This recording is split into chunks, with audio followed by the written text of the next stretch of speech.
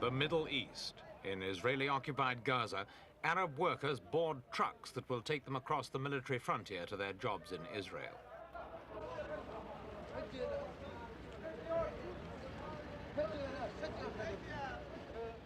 The Arabs are nervous and they jump aboard quickly because this is a favorite moment for Arab extremists to attack in a vain attempt to prevent these men from working for the Israeli enemy.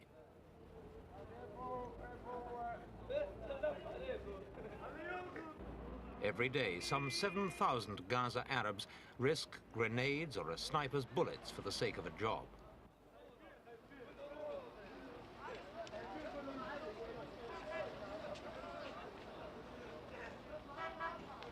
Before the Arab-Israeli War of 1967, Gaza's inhabitants spent some 20 years under Egyptian rule.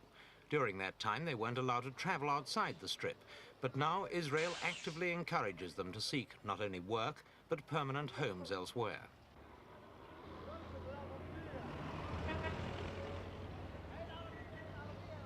That so many should risk the trip to Israel is some indication of the desperate plight of many of Gaza's inhabitants.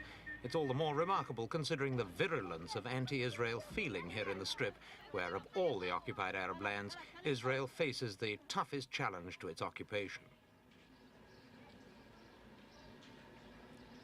Gaza town has been under almost permanent curfew for the past year, and the atmosphere is tense. Every day there's an incident of some kind.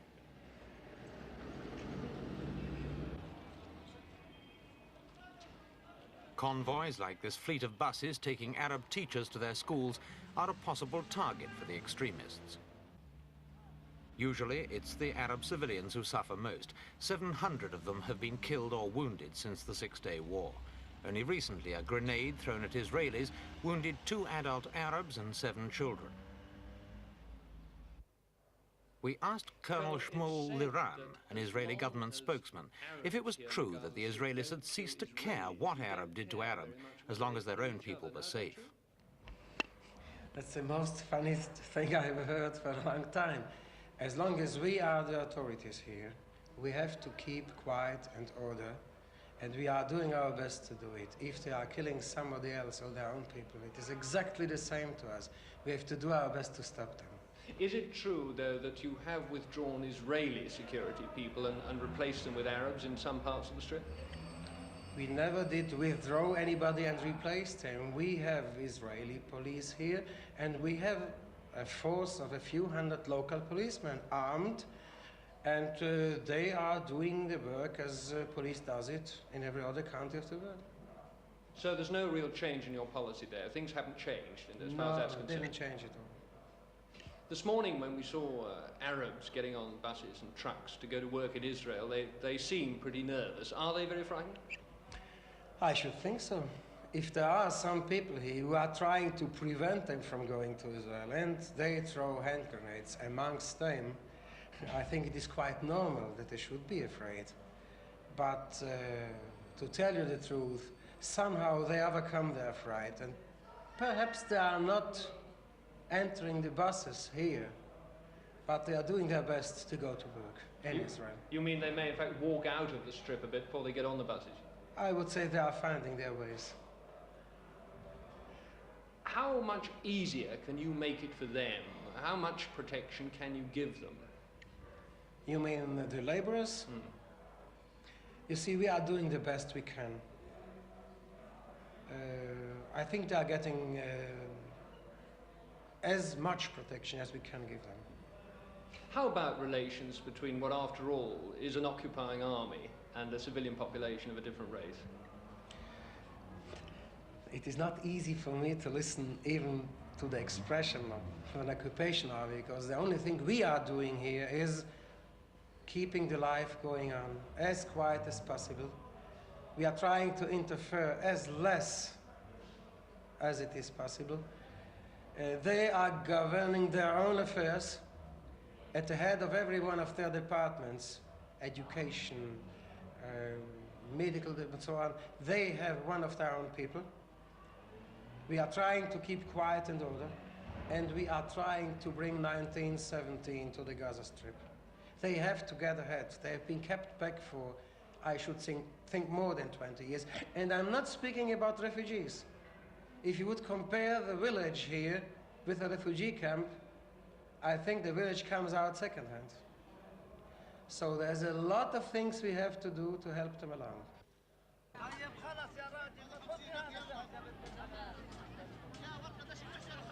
The Israelis can claim with some justice to have reorganized the Strip's economy. Agricultural exports, such as citrus fruits, are just one way in which economic production has been boosted to over 50 million Israeli pounds a year, twice as much, say the Israelis, as under Egyptian rule. But it's not been an unqualified success. Less than a year ago, Israeli civilians came here to Gaza market for fruit and vegetables at bargain prices.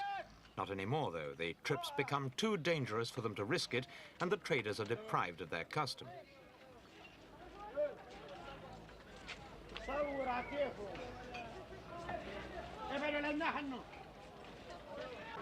Israel also claims to have created more industries in 3 years than the Egyptians did in 20. But not surprisingly, there's little gratitude shown by the local population who accept Israeli help because they have no alternative.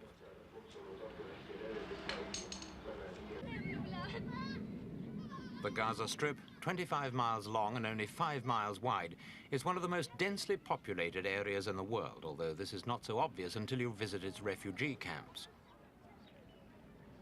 This one contains 40,000 refugees, and there are 7 more like it throughout the Strip.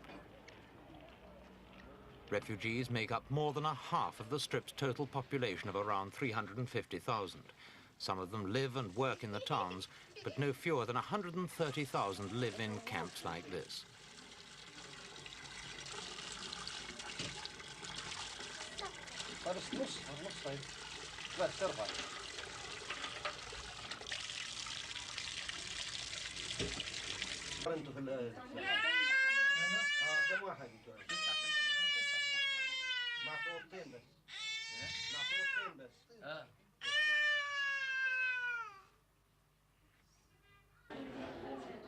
Some refugees have been here since they lost their lands to the Israelis in 1948. But for an increasingly large number, the world of the refugee camp is the only one they know.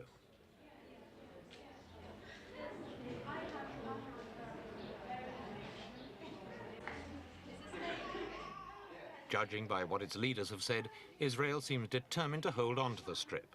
If it does, these indigenous refugees will be an even bigger headache to cope with than their parents.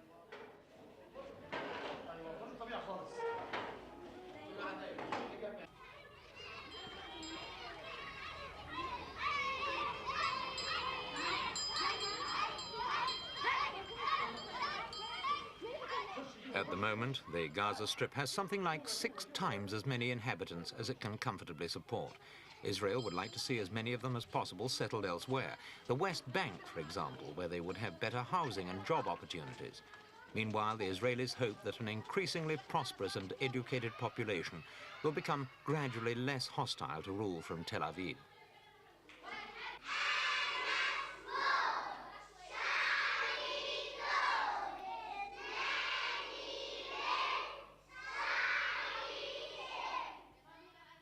The Israelis have no illusions about the difficulties facing them. When they took over the Strip 3 years ago, they found that fierce anti-Israeli propaganda had penetrated even into the classrooms. We asked Colonel Liran if all Arab children in the Strip had been taught to hate Israelis. Now, I don't believe so. We don't keep any control. As I told you, we let them go on leading their own lives. But before, I think it was one of the most terrifying indoctrinations of hate I've ever experienced.